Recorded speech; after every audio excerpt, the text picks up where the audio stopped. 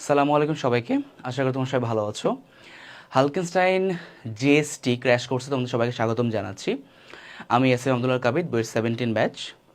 তো আজকে আমরা ফিজিক্স সেকেন্ড পেপারের স্থির তড়িৎ চলতড়িৎ এই চ্যাপ্টারগুলোর কোয়েশ্চেন ব্যাংক সলভ করব। তো চলো আমরা শুরু করি। মূলত আমরা কোয়েশ্চেন ব্যাংকগুলো সলভ করবো এভাবে, যাতে করে আমাদের বেসিকটাও ক্লিয়ার হয়ে যায়, কোন ফর্মুলা ইউজ করব এটাও যেন আমরা বুঝতে পারি এবং যেন ক্যালকুলেশন ঠিকমতো করতে পারি। ঠিক আছে, চলো। এবিসিডি বর্গক্ষেত্রের এ বিন্দুতে 6 কুলম্ব, বিতে হচ্ছে 8, সিতে -d স্থাপন করলে, ডি বিন্দুতে কত চার্জ স্থাপন করলে কেন্দ্রে বিভবের মানটা 0 হবে, তাই না? ওকে, তাহলে এই মনে করে বর্গক্ষেত্র নিলাম এ বি সি ডি। ঠিক আছে, প্রথম কাজটা হচ্ছে আমাদের কেন্দ্র ধরো এই যে এটা, তাই না? এখন এইটুকু ডিস্টেন্সটা বের করে নিতে হবে। লাইক যদি কেন্দ্র ও হয় তাহলে A O equals to O B equals to O D equals to O C, right? তো মনে রাখবা, যেহেতু বর্গক্ষেত্র বলছে, এইটুকু যদি আমরা এ ধরি, প্রত্যেকটা বাহুকে যদি আমরা এ ধরি, তাহলে কর্ণ হবে কত? √2a, তাই না? কর্ণ বিডি হবে তাহলে √2a। আচ্ছা, আর ও বি ও ডি এটা হচ্ছে কর্ণের অর্ধেক, তাহলে কত হবে? √2/2a। ঠিক আছে, তাহলে এটা হবে √2/2a। এই তো, ঠিক আছে। তাহলে A O B O C O D ও পেয়ে গেলাম √2/2 × a। এবার বলছে কেন্দ্রে বিভবের মান 0, তাহলে ভি ও ইকুয়ালস টু 0, তাই না? তাহলে আমরা বলি V of A O plus V of B O plus V of C O plus V of D O equals to 0 হবে। আচ্ছা, এখন বিভব মানে কি? এরকম না, 9 × 10⁹ কিউ বাই ডিস্টেন্স আর। আচ্ছা, এখন 9 × 10⁹ আমরা সব ক্ষেত্রে কমন নিয়ে নিই এবার। ঠিক আছে, n2।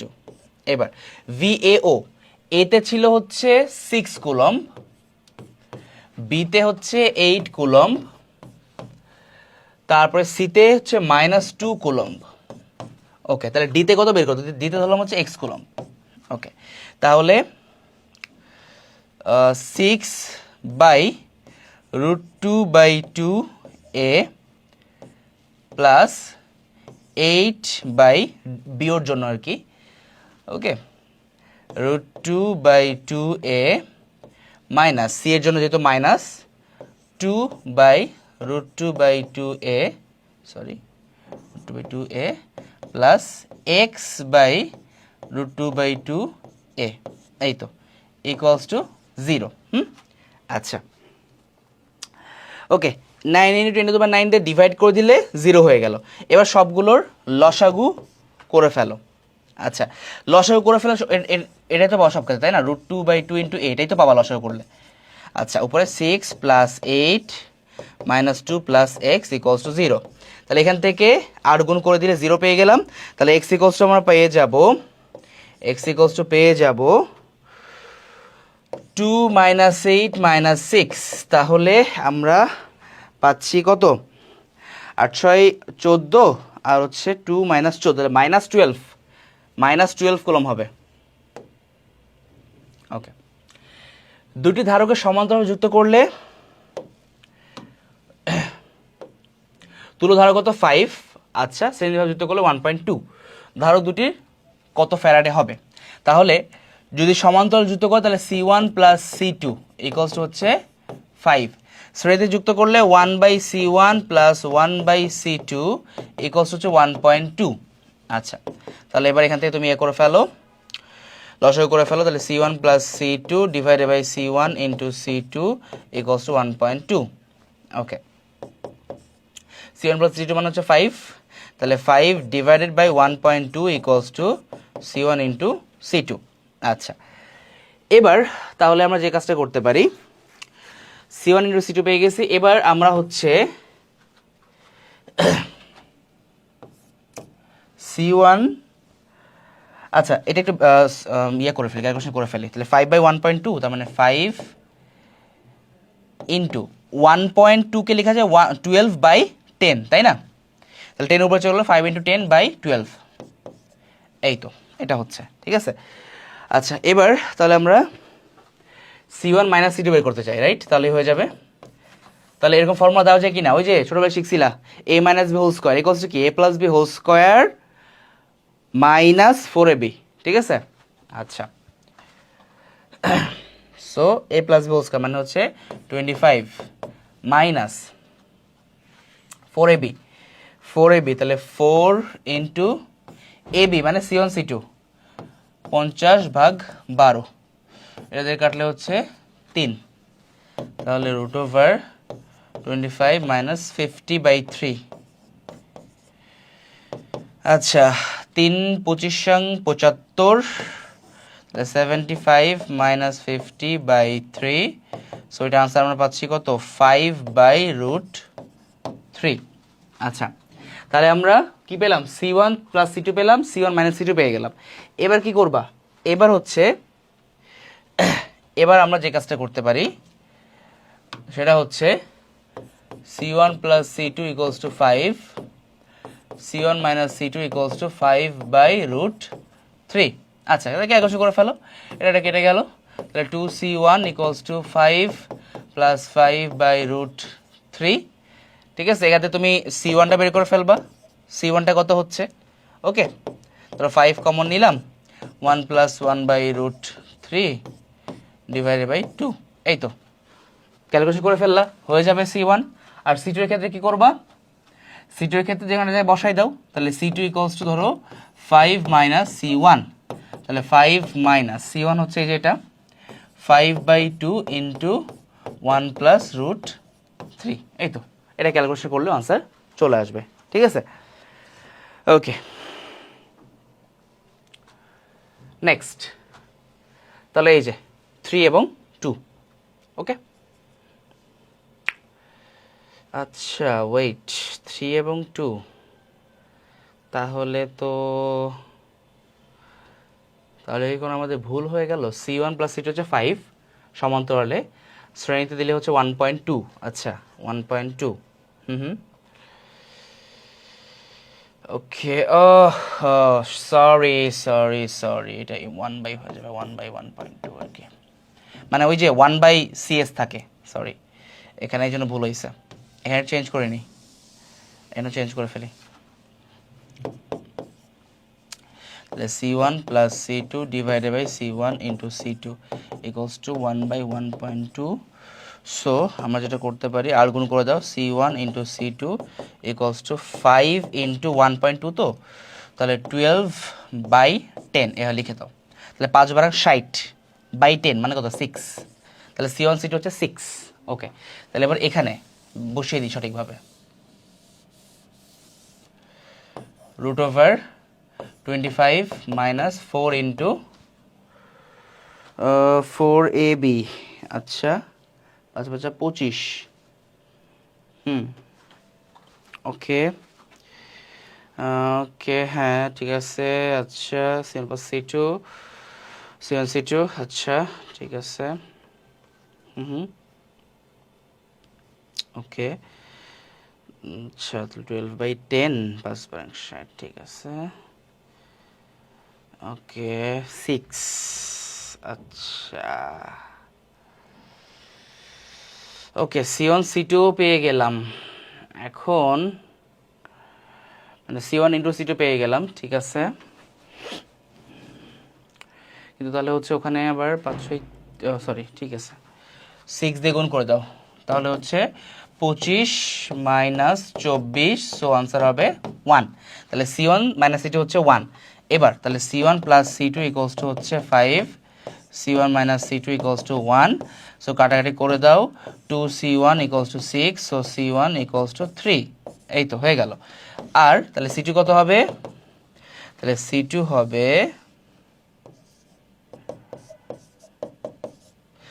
হবে তাহলে 5 মাইনাস 3 হুইচ ইজ 2, এই তো, সো 3 এবং 2, ঠিক আছে, ওকে।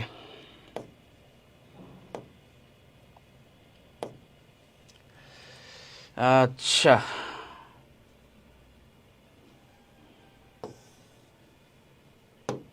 এটা আমাদের লাগবে না। ঠিক আছে, ওকে। এবার নেক্সট চলে যাব। এটা সুষম তড়িৎ ক্ষেত্রে এত ব্যবধানে অবস্থায় দুটি বিন্দুর বিভব পার্থক্য দেওয়া আছে, তাহলে প্রাবল্য কত? তাহলে ই ইকুয়ালস টু কি বলবা? E equals to V by D, তাই না? ভি হচ্ছে 200 আর ডি হচ্ছে অবশ্যই তুমি মিটার কনভার্ট করে নাও, তাহলে 50/100, কাটাকাটি করে দাও, 4 5 20, সো 400 এত ভোল্ট পার মিটার। ওকে, তিনি ধারকত্ব 1, 2 এবং 3 মাইক্রোফ্যারাডে। এটিকে প্রথমে শ্রেণীতে এবং পরে সমান্তরাল যুক্ত করা হলে দুক্ষেত্রে তুল্য ধারকত্বের অনুপাত কত? আচ্ছা, তাহলে 1/CS আগে করে ফেলি, 1/1 প্লাস 1/2 প্লাস 1/3। ওকে, তাহলে আমরা পাচ্ছি হচ্ছে 3 দুগুণা 6, 6 প্লাস 3 প্লাস 2, মানে লসাগু করতেছে আর কি, 11/6, তাহলে হবে CS ইকুয়ালস টু 6/11। আচ্ছা, এত মাইক্রোফ্যারাডে হলো। আর সিপিটা হবে তোমার 1 প্লাস 2 প্লাস 3, দ্যাট মিনস 6। তাহলে এবার কি বলছে? দুক্ষেত্রে, তাহলে CS/CP দাও, তাহলে হচ্ছে 6/11 ডিভাইডেড বাই 6, তাহলে কত হচ্ছে? 6/11 ইন্টু 6, কাটাটি করলো 1/11, তাহলে 1:11 হবে আনসার। ওকে, দুটি আধানের মধ্যবর্তী দূরত্ব অর্ধেক করা হলে আধানের মধ্যে ক্রিয়াশীল বল। আচ্ছা, সম্পর্ক কি? F সমানুপাতিক 1/d², তাই না? তাহলে যদি অর্ধেক করা হয় তাহলে F সমানুপাতিক 1/1/2², তাহলে কত? 1/4 হয়ে যাবে, উপরে উঠে গেলে 4, তাহলে 4 গুণ হবে, 4 গুণ বৃদ্ধি। 2 মিটার ব্যাসের একটি গোলাকৃতি পরিবাহীর পৃষ্ঠে এত কুলম্ব চার্জ দেওয়া হলে কেন্দ্র থেকে এত দূরে কোনো বিন্দু বিভব ও প্রাবল্য কত হবে? আচ্ছা, তাহলে আমরা এখন বলতে পারি এত ব্যাসের গোলাকৃতি না। আচ্ছা, ওকে, ভি ইকুয়ালস টু এত ব্যাসের যদি হয়, ধরো এই যদি আমি একটা এঁকে ফেললাম, তাহলে ব্যাসার্ধ হচ্ছে 1 মিটার, ঠিক আছে? এখন 0.8 মানে ধরলাম এখানে 0.8, তার মানে এটা হচ্ছে তোমার পৃষ্ঠের ভেতরে। এখন অভ্যন্তরে বিভব আর পৃষ্ঠের বিভব তো সমান হয়, রাইট? তাহলে আমরা এভাবে করবো, 9 × 10⁹ ইন্টু কিউ বাই 1² 1, এই তো। তাহলে এখানে সরি, এটা 9 ছিল, এটা কেটে গেল, 27 ভোল্ট, ঠিক আছে? কারণ অভ্যন্তরে আর পৃষ্ঠে একই হয় সবসময়। আচ্ছা, এবার ই বের করতে হবে, তাই না? তাহলে ই ইকুয়ালস টু V/D, তাহলে 27/1, ওই যে ব্যাসার্ধের জন্য, সো 27 হবে। সো আনসার হবে 27 ভোল্ট। আচ্ছা, ওকে, আচ্ছা, ওয়েট এ মিনিট, হ্যাঁ, ঠিক আছে। সবসময় মনে রাখবা, যদি পৃষ্ঠের অভ্যন্তরে কোনো বিন্দুতে বলে প্রাবল্য কত, পৃষ্ঠের অভ্যন্তরে যদি বিভব বলে তাহলে পৃষ্ঠের বিভব আর অভ্যন্তর বিভবটা সমান হবে, ঠিক আছে? আর ই ইকুয়ালস টু কনসেপ্টটা কি জানো? ই ইকুয়ালস হচ্ছে ডেল ভি বাই ডি। তো ডেল ভিটা হচ্ছে তোমার কত হচ্ছে? তাহলে পৃষ্ঠে আর অভ্যন্তরে দুই ক্ষেত্রে সমানই হচ্ছে, তাই না? তাহলে পৃষ্ঠে আর অভ্যন্তরে দুই ক্ষেত্রে সমান, তাহলে V minus B by D, তাহলে হবে 0। যেহেতু পৃষ্ঠে আর অভ্যন্তরে দুই ক্ষেত্রে 27 ভোল্ট, সো পৃষ্ঠের মাইনাস অভ্যন্তর বাই ডি, এটা হলো বিভব পার্থক্য, ওটা দিয়েই প্রাবল্য বের করতে হবে। সো 27 আর 0, ঠিক আছে? এটা বড় ক্ষেত্রে 3টি কৌণিক বিন্দুতে এত আধান স্থাপন করে, যত বিন্দু কৌণিক বিন্দুতে কত আধান স্থাপন করে বড় ক্ষেত্রে, এই তো একই তড়িৎ ক্ষেত্রে, হ্যাঁ, কেন্দ্রে তড়িৎ বিভব 0 হবে। একটু আগে এই সেম ম্যাথ করছি, তাই না? আশা করি পারবা তোমরা, এখন একদম হুবহু এই ম্যাথ করছি। সমান্তর সংযুক্ত দুটি সমানের ধারকের তুল্য ধারকত্ব হবে, আচ্ছা, সমান্তরালে, তাই না? তাহলে ধরো সিপি ইকুয়ালস টু কত হবে? সি প্লাস সি, তাহলে 2C, অর্থাৎ দ্বিগুণ হবে, ঠিক আছে না? দ্বিগুণ। ভেদন যোগ্যতা, যেটাকে আমরা এপসাইলন নট বলি, বা এপসাইলন বলি, তাই না? এটা হচ্ছে নিউটন মিটার স্কোয়ার, সরি, এটাকে আমরা বলি coulomb square per newton per metre square. এই তো, তাহলে coulomb square per newton per metre square, এই তো। আচ্ছা wait, coulomb square per newton per metre square হয়, ওকে। কুলম্ব স্কোয়ার, হ্যাঁ, আচ্ছা, ওকে ওকে ওকে। এখন কুলম্ব স্কোয়ার ঠিক আছে, কিন্তু হচ্ছে তোমার এই যে বললাম না, এটা হচ্ছে তোমার বি নাম্বারটা হবে। এখন বি নাম্বারটা কেমন হবে এটা একটু দেখাই।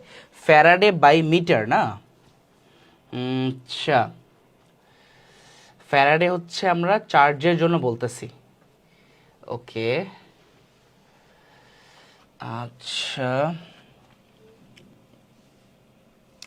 তাহলে এভাবে বলা যায় coulomb square,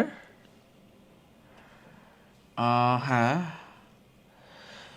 F equals to বলি ধরো Q1 Q2 by D square, তাই না? আর এখানে আমার সামথিং লাইক ইন্টু 1/4/এপসাইলন নট আছে এরকম, ঠিক আছে। আচ্ছা, এখন আমরা যদি বলি এইভাবে, তাহলে coulomb square per newton per metre, হ্যাঁ, coulomb square per newton per metre, এইটা হবে আমাদের। তাহলে এপসাইলন যদি বের করতে চাই, তাহলে coulomb square per newton metre square এরকম, ঠিক আছে। তাহলে coulomb square per newton per metre, এটা হচ্ছে ফ্যারাডে ইন্টু 1/m, এই তো, এইটুকে ফ্যারাডে বলা যায়, ঠিক আছে। Coulomb square per newton metre, এটা হচ্ছে ফ্যারাডে, ওকে। তাহলে ফ্যারাডে পার মিটার। এটি সমান্তরাল পাত ধারকের পাতদ্বয়ের মধ্যকার দূরত্ব দ্বিগুণ করায় ধারকের সঞ্চিত শক্তির কি পরিবর্তন হবে, সঞ্চিত শক্তির কি পরিবর্তন হবে। আচ্ছা ঠিক আছে, তাহলে আমরা বলতে পারি সি, এটা হয়ে যাবে কত, মধ্যবর্তী দূরত্ব দ্বিগুণ করছে, তাই না? তাহলে হবে এপসাইলন নট এ বাই মধ্যবর্তী দ্বিগুণ করা হয়েছে, তাহলে 2d, তার মানে অর্ধেক হয়ে গেল, হাফ সি।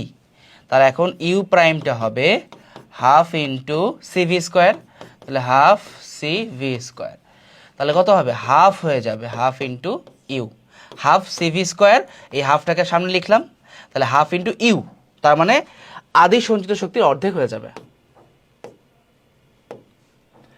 এত কিছু পরে এটি 16 এত কুলম্ব চার্জিত 16 বলটিকে অভিকর্ষীয় ক্ষেত্রে স্থির রাখতে কি পরিমাণ তড়িৎ ক্ষেত্রের প্রয়োজন। আচ্ছা, তাহলে E equals to F by Q, F মানে হচ্ছে এম ইন্টু জি, তাহলে 0.002 ইন্টু জি মানে ধরো 9.8 ডিভাইডেড বাই কিউ হচ্ছে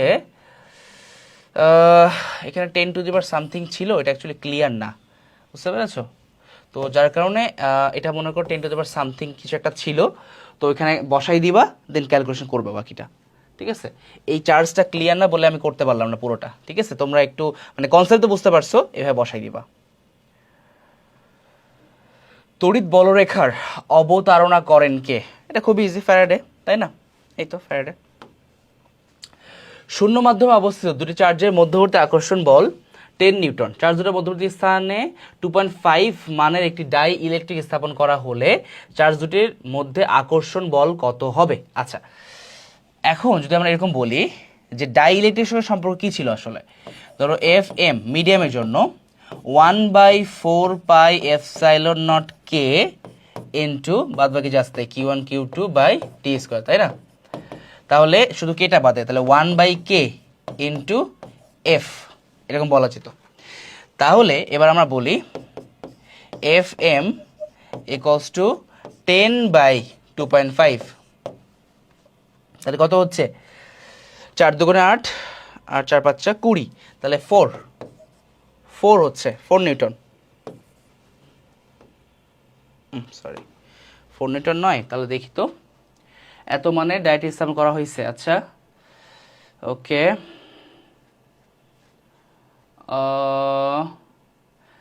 10 দেওয়া আছে, ঠিক আছে। আচ্ছা এপসাইলন ইন্টু কে, হ্যাঁ ভাই ফর্মুলা ঠিক আছে, কনসেপ্ট ঠিক আছে, 4 নিউটনই হবে, ঠিক আছে। কারণ F M equals to 1/4 epsilon naught into K, ঠিক আছে। ঠিক আছে। এটি ফাঁপা গোলককে 2 ভোল্ট বিভবে উন্নীত করা হলে এত চার্জ দিয়ে, আচ্ছা এত চার্জ দিয়ে, ওকে, গোলকের ব্যাসার্ধ কত? আচ্ছা তাহলে আমরা বলি C equals to Q by V বলতে পারো প্রথমে। আচ্ছা তুমি এখানে সি বের করে ফেলবে, সি হচ্ছে 2.67 ইন্টু 10⁻⁻11 ডিভাইডেড বাই ভি হচ্ছে 2। আচ্ছা ওকে, এইটার ক্ষেত্রে তোমাকে করে ফেলতে হবে ক্যালকুলেশন, ঠিক আছে। এখন বলো সি ইকুয়ালস টু, এটা ফর্মুলা ছিল না, 4 পাই এপসাইলন নট ইন্টু আর, ঠিক আছে। এই হচ্ছে আমাদের ফর্মুলা, এখান থেকে আরটা বের করতে হবে। ওকে, তাহলে যদি ক্যালকুলেশন আমি দেখাই, তাহলে R equals to 2.67 into 10⁻⁻11 divided by 4 2 8 into pi into epsilon হচ্ছে 8.8 ধরলাম, 10⁻⁻12 উপরে চলে গেল, তাহলে 2.67 ইন্টু 10 হয়ে গেল divided by 8 into 8.8 into pi, এই তো, ঠিক আছে। তাহলে গোলকের ব্যাসার্ধ আমরা এখান থেকে বের করে ফেলতে পারবো। ওকে, জাস্ট এবার এইটুকুর ক্যালকুলেশন করে ফেলবো, আমি তো পুরোটা ভেঙে দেখালাম তাই না কিভাবে করবা, এখন জাস্ট এই ক্যালকুলেশনটুকু তুমি করে ফেলবা।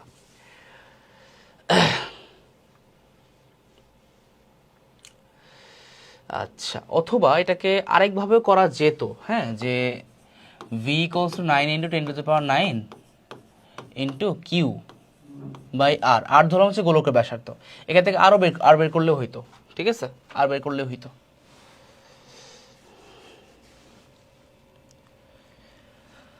একটি পরিবাহকের ধারকত্ব এত হলে কত আধান দিলে 8 বিভব হবে? আচ্ছা, C equals to Q by V, তাহলে কিউ লাগবে, তাহলে Q equals to C into V, C হচ্ছে তোমার 40 আর ভি হচ্ছে 8, তাহলে 4 8 32, 320 কুলম্ব। ওকে, +2c এবং +26 বিন্দু চার্জ এত বলে বিকর্ষিত করে, যদি প্রতিটি চার্জকে এত চার্জ প্রদান করা হয় তখন বল কত হবে? আচ্ছা ঠিক আছে, প্রতিটি চার্জকে এত চার্জ প্রদান করা হয়, সেক্ষেত্রে কি হবে দেখো, +2 কুলম্ব আর -4 কুলম্ব কি হবে, যোগ করে দিলে -2 কুলম্ব। আচ্ছা, আবার +6 কুলম্ব -4 কুলম্ব করলে কত হবে, +2 কুলম্ব। তাহলে -2 কুলম্ব পাচ্ছি এক জায়গায়, আরেক জায়গায় পাচ্ছি, মানে ব্যাপারটা হলো কি, যখন এটা দিয়ে স্পর্শ করানো হবে তখন সবগুলোর সঙ্গে প্লাস হয়ে যাবে আর কি, যেহেতু চিহ্ন মাইনাস আছে তার মানে 2 থেকে -4 করলে -2 এরকম, 6 থেকে -4 করলে +2, এই তো, ঠিক আছে। আচ্ছা, এখন যেহেতু এরা পরস্পর বিপরীত চার্জযুক্ত, ঠিক আছে, দ্যাটস আমরা কি বলবো, পরস্পর বিপরীত চার্জযুক্ত হলে অবশ্যই আকর্ষণ করবে। আচ্ছা ঠিক আছে, এখন যেটা করবো দূরত্বটা বের করে ফেলো এখান থেকে, তাহলে ধর 12, এটা হচ্ছে এফ, 9 × 10⁻9 ইন্টু 6 × 12 বাই 140। ওকে, আচ্ছা 12 12 কেটে ফেললাম, oh sorry 12 equals to 9 × 10⁻9 into 6 × 12 by D square. Okay, তাহলে হচ্ছে ডি ইকুয়ালস টু, আচ্ছা ডি স্কোয়ারই না বের করি, ডি স্কোয়ার ইকুয়ালস টু 9 × 10⁻9, তাই না, হ্যাঁ। ওকে, তাহলে এটার জন্য করে ফেলি, এফ প্রাইম এখন নতুনভাবে 10⁻9 ইন্টু, এখানে হচ্ছে কত, আকর্ষণ করবে, প্লাস মাইনাস পরস্পরকে আকর্ষণ করে, তাই না, তাহলে 2 × 4 by D square, D square হচ্ছে কত 9 4/10⁹ কাটাকাটি করে দাও, তাহলে হচ্ছে 4 নিউটন কি হবে, যেহেতু পরস্পর বিপরীত চার্জে আছে অবশ্যই আকর্ষণ করবে।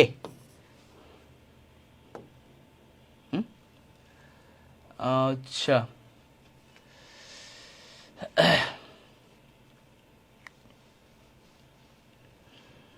আচ্ছা এখানে ভুল করছে, আকর্ষণীয় হবে, কারণ +2 কুলম আছে আর -4 কুলম দিয়ে দিলে কি হবে, অবশ্যই তোমার হচ্ছে -2 কুলম চলে আসছে এটা। আবার +6 কুলম আছে -4 কুলম করে দাও, তাহলে +2 কুলম থাকছে, তাহলে +2 কুলম -2 কুলম অবশ্যই পরস্পরকে আকর্ষণ করবে। আচ্ছা প্লেটের মাঝে ডাইরেক্ট পদার্থ ঢুকালে তার সঞ্চিত শক্তি 5 গুণ বাড়ে, ওই পদার্থে ডাইরেক্ট ধ্রুবকের মান কত? ওকে, সঞ্চিত শক্তি 5 গুণ বেড়ে যায়, তাই না? ঠিক আছে, আচ্ছা তাহলে আমি বলি you prime equals two 5u। আচ্ছা তাহলে হাফ সি ভি স্কোয়ার, তাহলে half C prime V square, এখানে half 5 into half C V square, V square কেটে দাও, হাফ হাফ কেটে দাও।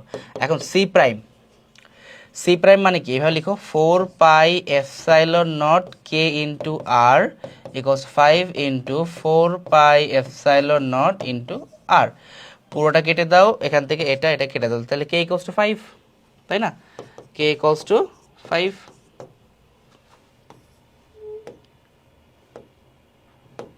ওকে, তাহলে আমাদের স্থিতৈর শেষ, এবার চলতৈর পাঠে চলে যাচ্ছি। ওকে, কোনো বাড়ির মেইন মিটারে এত লেখা আছে, ওইবার 40টি বাতি নিরাপত্তার সঙ্গে ব্যবহার করতে হলে প্রতিটি বাতির ক্ষমতা কত হবে? আচ্ছা তাহলে আগে এখান থেকে পাওয়ার বের করে ফেলো, তাহলে power equals to V into I, তাহলে 8 দুগুণা 1600। আচ্ছা ঠিক আছে, এখন 1600কে তুমি 40 দিয়ে ভাগ করে দাও, তাহলে প্রত্যেকটা পেয়ে যাবা, তাহলে কাটাকাটি করলে হচ্ছে 40 ওয়াট। ওকে, এত বাল্বের মধ্য দিয়ে প্রতি সেকেন্ডে কি পরিমাণ তড়িৎ প্রবাহিত হবে? আচ্ছা প্রতি সেকেন্ডে কি পরিমাণ তড়িৎ প্রবাহিত হবে, তাহলে প্রথমে আই বের করে ফেলো, তাহলে বলো P equals to V into I, তাহলে I equals to P by V, তাহলে 44 বাই ভি হচ্ছে 220। আচ্ছা কাটাটি করলে 2 দিয়ে কাটো, এটা হচ্ছে তোমার আচ্ছা এখানে 2 দিয়ে কাটলে হচ্ছে 110, এখানে 2 দিয়ে কাটলে 22। আচ্ছা তাহলে 22 বাই 110। ওকে হলো, এটা আপাতত থাক। কি পরিমাণ প্রতি সেকেন্ডে বলছে, তাই না? তাহলে এত প্রতি সেকেন্ডে হচ্ছে এত। এখন তুমি কি করবা, এটাকে একটু ম্যানুয়ালি ভাগ করে দেখো, 2 একটা পয়েন্ট দাও, তাহলে 0 চলে আসবে, 2 দিলে তো হচ্ছে 220 মিলে যাচ্ছে, তাহলে 0.2 অ্যাম্পিয়ার। এত হিটার এত কে ব্যবহার করা হলে এর দ্বারা উৎপন্ন তাপ, এত ভোল্টের হিটার এত ব্যবহার করা হলে, তার মানে অর্ধেক করে ফেলছো, তাই না? তাহলে এইচ ইকুয়ালস টু কি ছিল, আই স্কোয়ার আর টি, তাই না? এখন আই মানে কি, আচ্ছা আই স্কোয়ার আর আমরা এইভাবে লিখতে পারি কিনা, আই মানে হচ্ছে তোমার V square by R square into R into T, তাহলে V square by R into T, তাহলে এইচ সমানুপাতিক ভি স্কোয়ার না? যদি ভিটা অর্ধেক করে ফেলা হয় তাহলে এইচ সমানুপাতিক কত হবে, 1/4, তাহলে 1/4 হয়ে যাবে, তাই না? কারণ অর্ধেক করে ফেলছে এখানে, অর্ধেক, তো 1/4 হবে। হ্যাঁ I equals to V by R না, ঠিক আছে, V square by R square. আচ্ছা ঠিক আছে, ভি স্কোয়ার, হ্যাঁ ঠিক আছে, ওকে, তাহলে ভি স্কোয়ার হচ্ছে, আচ্ছা আচ্ছা এটা আমরা একটা করে দেখি, হ্যাঁ করে দেখলে হয়তো বেশি ভালো হয়, চলো এটা একটু করে দেখি। ধরো H1 by H2 equals to, আগে ছিল 220 বাই 110, এবার স্কোয়ার, তাই না? কারণ এই সময় ভি স্কোয়ার ছিল, কাটাটি করো, তাহলে হচ্ছে এটা হচ্ছে 2, তাহলে তো ঠিকই আছে, H2 equals to 1/4 into H1, ঠিকই তো আছে, ভুল হয়নি আসলে, ঠিকই তো আছে। এই যে H2 = 1/4 ইন্টু H1, 100 হবে, ভুল করছে এখানে, ভুল করছে আনসার। এত নির্দেশিত কোনো বাড়ির মিটারে এতটি নিরাপত্তা সেতু ব্যবহার করা যাবে, একই ম্যাথ তাই না? তাহলে কি করবা, P = V × I, তাহলে 6 × 2 2 0, তাহলে 0 6 × 12 2, হাত থাকলে 12 13, এত। এটাকে তুমি এবার 60 দিয়ে ভাগ করে ফেলো, তাহলে প্রত্যেকটা কতটি এত ওয়াটের বাতি, তার মানে কয়টা পাওয়া যাবে সেটা বের করে ফেলতে পারবা, ঠিক আছে? যদি করে ফেলে 6 × 12, 6 × 12, এই তো 22টি। আচ্ছা, 90 ওহম রোধের গ্যালভানোমিটারের মধ্যে সাথে এত ওহম রোধের সংযুক্ত করলে মূল প্রবাহের শতকরা কত অংশ গ্যালভানোমিটারের ভেতর দিয়ে প্রবাহিত হবে? আচ্ছা, তাহলে আমরা যদি বলি IG = S/G + S × I, right? এখন S হচ্ছে তোমার 10 ওহম, আর G হলো 90, আর S হচ্ছে 10, তাহলে 100 হয়ে গেল ইন্টু 10, তাহলে 10%, অনলি 10%। এই যে 10/100 মানে কত? এটা হচ্ছে 10%, 10% অফ I। ওকে, প্রস্থচ্ছেদ আয়তাকার, দৈর্ঘ্য এবং প্রস্থ হচ্ছে এত, তারটির মধ্য দিয়ে এত অ্যাম্পিয়ার তড়িৎ প্রবাহিত হলে প্রবাহ ঘনত্ব কত? তাহলে প্রবাহ ঘনত্ব সিগমা = Q/A, তাই তো? আচ্ছা, ওকে, অথবা I/A এটাও বলা যায়, ঠিক আছে? তাহলে 4 / A, মিলিমিটার আছে না, তাহলে 2 × 1, যেহেতু দৈর্ঘ্য গুণন প্রস্থ হবে ক্ষেত্রফল, তাহলে 2 × 1 এত মিলিমিটার স্কয়ার, তার মানে 2 × 10⁻⁻6 এত মিটার স্কয়ার হবে, কাটারে করলে হবে 2, তাহলে 2 × 10⁻6 এত অ্যাম্পিয়ার পার মিটার স্কয়ার। এত রোধে এত মিলিওয়াট তাপ সৃষ্টি হলে তার ভিতরে কতটুকু বিদ্যুৎ প্রবাহিত হবে? আচ্ছা, P দেওয়া আছে, আচ্ছা ঠিক আছে, P দেওয়া আছে, P = I² বলা যায়, তাহলে I = √P/R, P হচ্ছে 20 × 10⁻³ R হচ্ছে 5, তাহলে এটা কাটাকাটি করলে 4 5 20, তাহলে √4/1000। এখন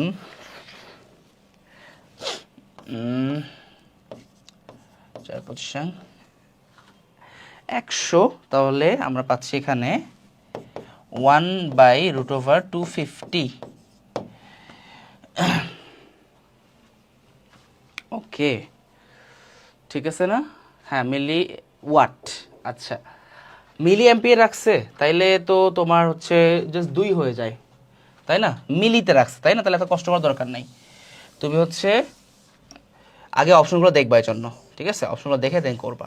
পি হচ্ছে তাহলে 20 মিলিতেই রাখো, বাই 5, তাহলে হচ্ছে √4, দ্যাট মিনস 2, এত মিলি অ্যাম্পিয়ার, এই তো মিলি অ্যাম্পিয়ার। আচ্ছা, এত রোদের ভিতর দিয়ে এত প্রবাহ এত সেকেন্ড ধরে প্রবাহিত হলে এত তাপমাত্রা কতটুকু পানির তাপমাত্রা এতই পৌঁছাবে? ওকে, কতটুকু মানে হচ্ছে এইভাবে করবা, ms∆θ = PT = বলা যায় I²R, ঠিক আছে, I²RT। ওকে, তাহলে এবার বের করবা হচ্ছে m, তাহলে m = I²RT মানে হচ্ছে 2 অ্যাম্পিয়ার, তাহলে 4 × 50 × T হচ্ছে 100 সেকেন্ড, ডিভাইডেড বাই S হচ্ছে 4200 ইন্টু ∆θ হচ্ছে 100, ওই তো 100 - 0, তাহলে 100 100 কেটে দাও। আচ্ছা, 0 0 কেটে দাও, 20/420 কেটে দাও, 1/21, 1/21, তাহলে একটু ডিভাইড করে দেখতে হবে, তাহলে 21/1.0, একটা 0 নাও, 0। ওকে, এবার কত দিয়ে করা যায়? 6 দিলাম, তাহলে হচ্ছে 6 × 6 6 6 দুগুণা 12 হয়ে যায়, তাহলে হবে না, 4 দিয়ে দাও তাহলে 0.4, 4 একে 4 আর 4 দুগুণা 8, হ্যাঁ ঠিক আছে, তাহলে আর করার দরকার নেই, 0.04 এটা হবে এই নাম্বার। এটি ভোল্টমিটার রোধ এত এবং এটি এত ভোল্ট মাপতে পারে, এত ভোল্ট মাপতে হলে কি পরিমাণ রোধ যুক্ত করতে হবে। আচ্ছা দেখো এখানে দুইটাই সেম হয়ে গেছে বুঝছো, সো এই জন্য এই ধরনের ম্যাথ করা আসলে পসিবল না, ঠিক আছে। এত ভোল্ট মাপতে পারে আবার এত মাপতে হবে, দুটো তো একই হয়ে গেছে, সো এটা হবে না, ঠিক আছে, সো এটা হবে না। এটি বিভব বিভাজকে শ্রেণী সমাবেশ সজ্জিত দুটি রোধের মান এত এত, উচ্চ ভোল্টেজ এত, দ্বিতীয় রোধের প্রান্তে আউটপুট ভোল্টেজ কত হবে। আচ্ছা শ্রেণী সমাবেশ আছে, তাহলে ধরলাম হচ্ছে এই একটা 20, একটা হচ্ছে 60, ওকে এরকম আছে, হ্যাঁ। তাহলে কি করবা, কোনটা বলছে, দ্বিতীয় রোধের মানে 60-র জন্য, তাই না। তাহলে কি করবা, V output voltage V equals two, এখন যেহেতু এখানে ভোল্টেজকে ডিভাইড করা হয়েছে, সো আমরা এরকম বলতে পারি এই ধরনের ম্যাথের ক্ষেত্রে ভি ইকুয়ালস টু, আমরা এইভাবে বের করতে পারি, ভোল্টেজ ডিভাইডার ল এটা ইউজ করতে পারি, ঠিক আছে, ভোল্টেজ ডিভাইডার ল এটা অ্যাপ্লাই করতে পারি। আচ্ছা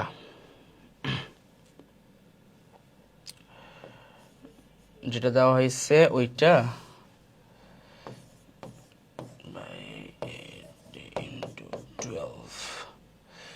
ওকে। আচ্ছা জাস্ট 1 মিনিট, এটা হচ্ছে ক্যালকুলেশনটা করে ফেলে দেখতে হবে, ওয়েট।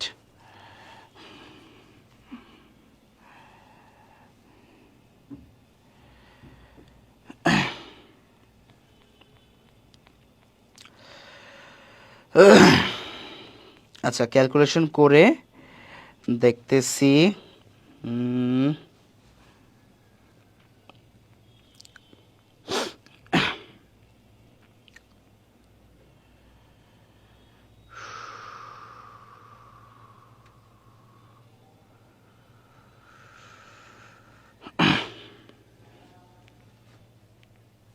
ঠিক আছে ওকে। তাহলে ভোল্টেজ ডিভাইডার ল, হ্যাঁ ওটাই করতে হবে। তাহলে ভি অফ 60 জন্য তুমি যখন বলবা 60 বাই তাদের ইকুইভ্যালেন্ট, তাহলে ভালো করে ফর্মুলা লিখে দিই, ভি এক্স যেটা বের করবা সেটার রোধ divided by R equivalent into total voltage, এই তো। তাহলে V of 60 equals to R X হচ্ছে 60, যা যত নাম্বার বসাবা সেটার জন্য রোধ বাই ইকুইভ্যালেন্ট হচ্ছে দুটো যোগফল, সো 80 ইন্টু 12। আচ্ছা তাহলে 0 0 কেটে দাও, আচ্ছা এখানে হচ্ছে 72/8, হ্যাঁ ওকে। তাহলে 9 হবে, 9 বা 9-এর কাছাকাছি হওয়ার কথা, বাট ওয়েট 3, ওকে শ্রেণী সময় যুক্ত করছে। আচ্ছা ওয়েট, দ্বিতীয় রোধের প্রান্তে আউটপুট ভোল্টেজ, দ্বিতীয় রোধের প্রান্তে আউটপুট ভোল্টেজ, আচ্ছা যদি 20 বের করতাম, 20/80 24,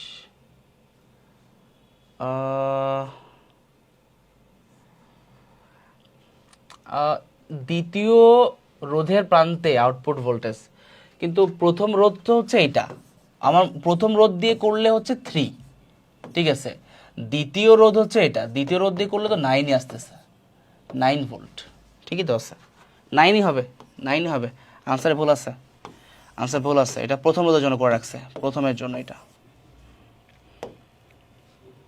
আচ্ছা এত মানে রোধকে টেনে লম্বা করা হলো, এতে তারের দৈর্ঘ্য দ্বিগুণ, প্রস্তুতের ক্ষেত্রফল অর্ধেক হয়ে গেল, তাহলে রোধ কত হবে। খুবই সিম্পল জিনিস, যখন দেখবা যে প্রস্থ যে পরিমাণ বাড়ছে, মানে দৈর্ঘ্য যে পরিমাণ বাড়ছে, প্রস্তুতের ক্ষেত্রফল ওই পরিমাণই কমছে, তখন তুমি দিবা R prime equals to N square into R. এনটা কত, যত গুণ 2 দিয়ে দাও, দ্বিগুণ যেহেতু হয়েছে দৈর্ঘ্য, সো 4 ইন্টু আর হচ্ছে 1, হ্যাঁ 15, তাহলে 4 15 60 এত হবে, ঠিক আছে 60। তাহলে জাস্ট এটুকু ফলো করবো যে দৈর্ঘ্য কত গুণ বাড়ছে, ঠিক আছে, ওইটাই এন আকার এখানে বসাই দিবা, এটা হচ্ছে তোমার শর্টকাট ট্রিক্স।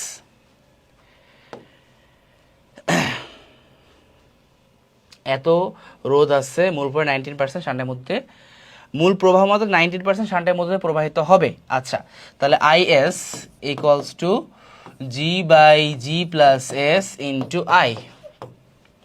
তাহলে সবচেয়ে ভালো হইতো যে 98% শান্টের মধ্য দিয়ে, তার মানে 2% হচ্ছে তোমার গ্যালভানোমিটারের মধ্য দিয়ে, তাহলে গ্যালভানোমিটার দিয়ে করলে বেশি ভালো হয়।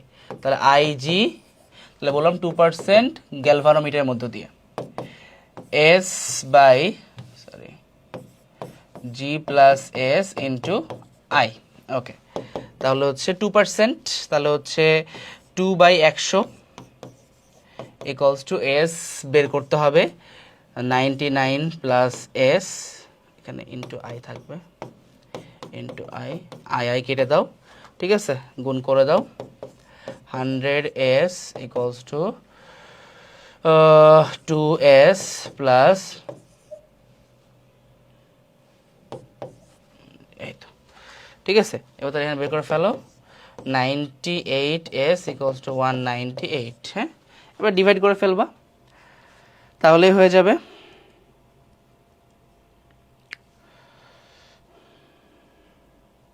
ওকে, ঠিক আছে, এইভাবে তোমরা বের করে ফেলতে পারছো। আচ্ছা, আর যদি হচ্ছে এইভাবে না করে তুমি বলো যে ঠিক আছে আমি শান্ট দিয়েই করবো, শান্ট দিয়েও দেখাই দিই, 98%, 98/100, হ্যাঁ, into I equals to G, 99 plus S into I কেটে দাও, গুণ করে দাও, 9900 equals to 99 into 98 plus 99 S, এখান থেকে বের করতে হবে, ঠিক আছে। সো কনসেপ্টটা কি?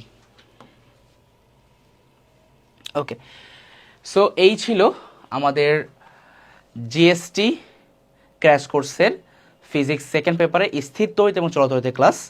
আশা করি ক্লাসটা থেকে তোমরা বেশ উপকৃত হয়েছো, সবগুলো কনসেপ্টে আমি দেখিয়ে দিয়েছি। সো তোমাদের অ্যাডমিশন জার্নি সফল হোক, এই দোয়া করি তোমাদের জন্য। পরবর্তী ক্লাসে আবারও দেখা হবে, সবাই ভালো থাকো, আল্লাহ হাফেজ।